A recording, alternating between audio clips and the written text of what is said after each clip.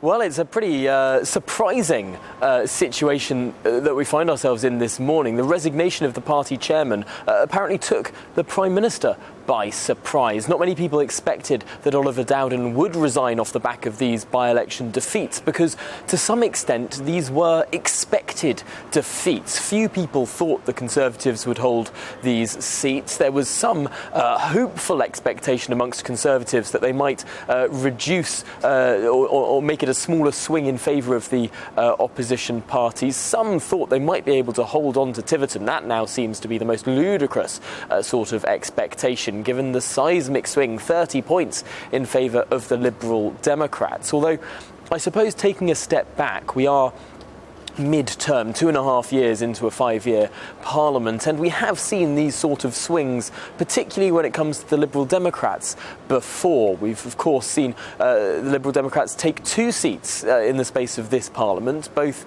off seismic Conservative majorities. But also, interestingly, in Radnorshire, in Wales, before the last election, the Liberal Democrats took a similar big swing, took a seat, but then lost it at the 19 general elections. So there's a question as to how much can be read into specific by-election results. And let's not forget, of course, the context in which these by-elections came about, both an MP resigning in disgrace over watching porn twice in the House of Commons and and incredibly seriously in Wakefield, of course, a former MP resigning in disgrace after having become a convicted sex offender, having been convicted of sexual assault against a 15-year-old boy. This was the context, the local context of these by-elections, which no doubt fed into this as well.